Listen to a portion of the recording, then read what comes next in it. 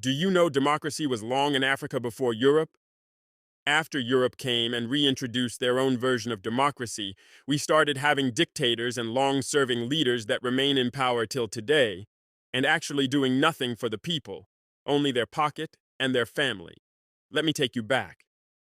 Long before the arrival of colonialism, the Oromo people of Ethiopia had one of the most advanced democratic systems in the world. It is called the gadaa system. For centuries, power was not inherited, it was not seized by force, it was transferred peacefully every 8 years. Leaders were chosen based on wisdom, ability, and service to the people. The gadaa system created balance. No man ruled for life. No leader could stay in power forever. Leadership rotated among different age sets, guaranteeing accountability and preventing dictatorship. Even UNESCO has recognized the Dada system as one of humanity's greatest democratic heritages. This proves something the world does not want to admit. Africa had democracy long before Europe, but then came colonialism. When Europe occupied Africa, they destroyed indigenous governance systems and imposed their own structures. They redefined leadership to serve their interest, not the people's interest. And after independence, instead of returning to our African models of rotating leadership, many states adopted European-style democracy. But it was democracy only in name. In reality, it became the age of the lifelong ruler. Look at Africa's post-independence history.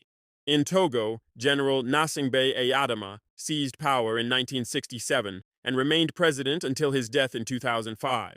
That is 38 years in power.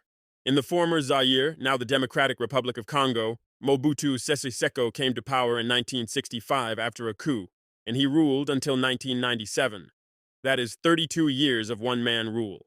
In Gabon, Omar Bongo took office in 1967 and remained in power until 2009, a staggering 41 years of rule. In Zimbabwe, Robert Mugabe became prime minister in 1980, then president in 1987, and he clung to power until he was forced to resign in 2017. That is 37 years in total. And in Cameroon, Paul Biya has been president since 1982. Today, over 40 years later, he is still in power, making him one of the longest-serving leaders in the entire world. This is not the democracy our ancestors knew. This is not the democracy of the gadaa system. What we see today is a broken imitation, designed during colonial rule and manipulated by leaders who fear to leave power. The tragedy is that what Africa once pioneered, true democracy with rotation, accountability, and community participation, was stolen, replaced, and corrupted. Our history proves that democracy is not a Western gift. It was part of Africa long before Europe even defined the word. But today, democracy in Africa has been reduced to elections that only legitimize dictatorships, while leaders sit in office until death removes them. If we are to move forward, we must remember what the gadaa system teaches. Leadership is service, not ownership.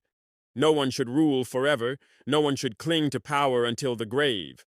Africa had democracy before the West, and until we return to our own wisdom, we will continue to suffer under the weight of dictators who were never part of our original story.